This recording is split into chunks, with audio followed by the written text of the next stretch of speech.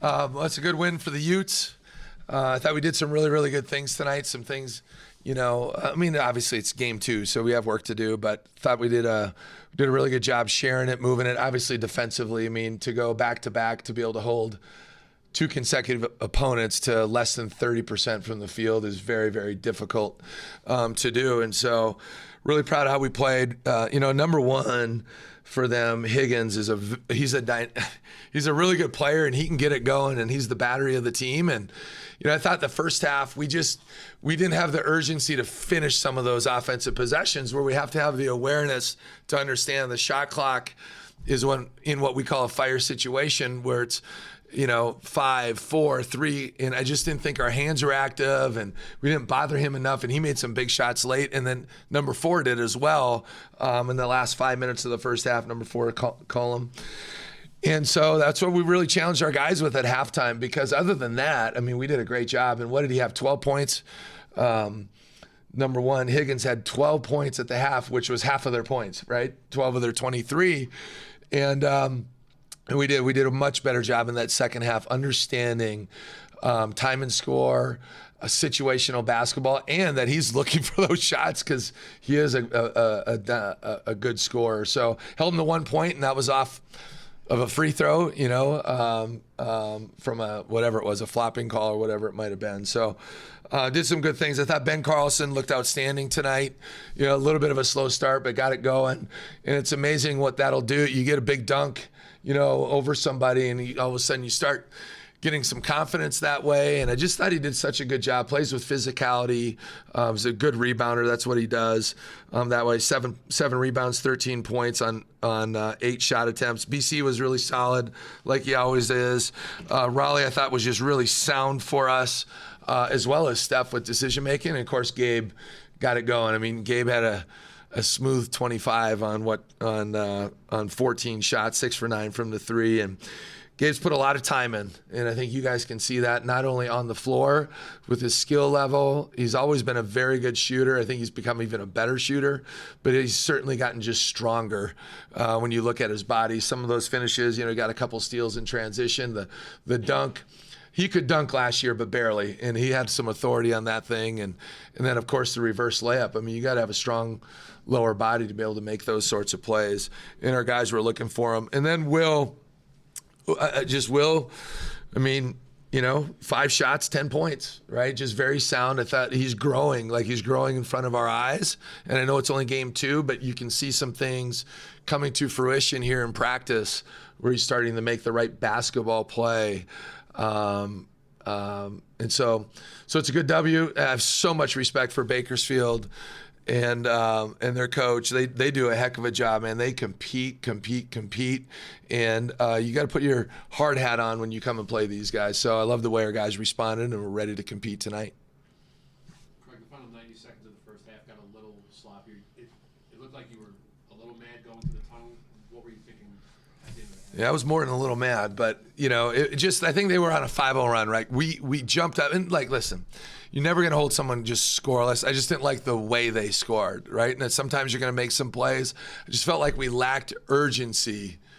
A number 4, I think, hit a little 15-footer right towards the end of the clock, so that's where it started. And we just weren't there to contest. Like, we didn't get a hand up.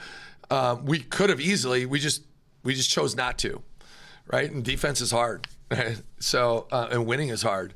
And then at the end, we kind of milk the clock just to shorten their clock, right? At the end of the half, and they got a switch, but we got a guy out there that is a good defender, and it was like we just didn't realize. It's almost like, and I'm not saying that's what happened, but it felt like we didn't realize there was 3, 2, 1 to end the half.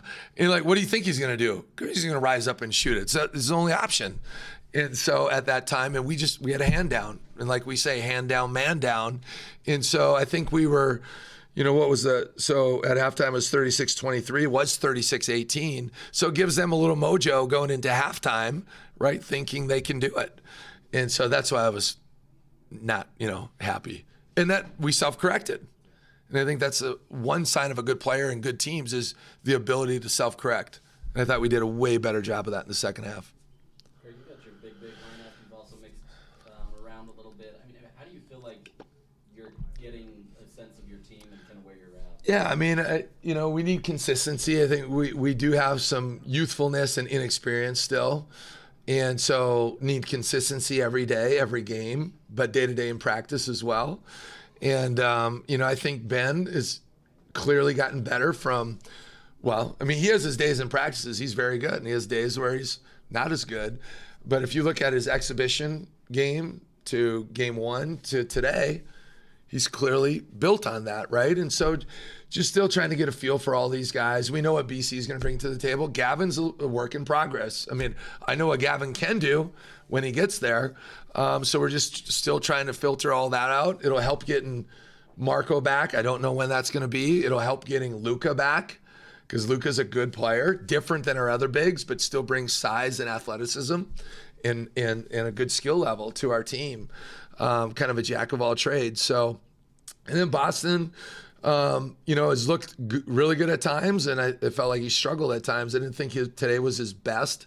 Not that he wasn't working hard, I just didn't think it was wasn't where he needed to be. So there's going to be a little bit of, and we've shared this with our team, like, hey, you got to go out and perform daily and show consistency, and we're going to go with what we feel like is the best on that given day. Can that be hard for players at times? Of course it can be, but that's just part of it. Is there a timetable on Marco? Marco, we'll see. Hopefully we'll know. I think we'll know a lot more tomorrow or the next day, but I'm anticipating him being out still for a little bit longer. Luka, we'll see. I hope we can get him back, but I think a lot will be determined today or tomorrow. You guys had a lot of... Or not today, tomorrow or the following day.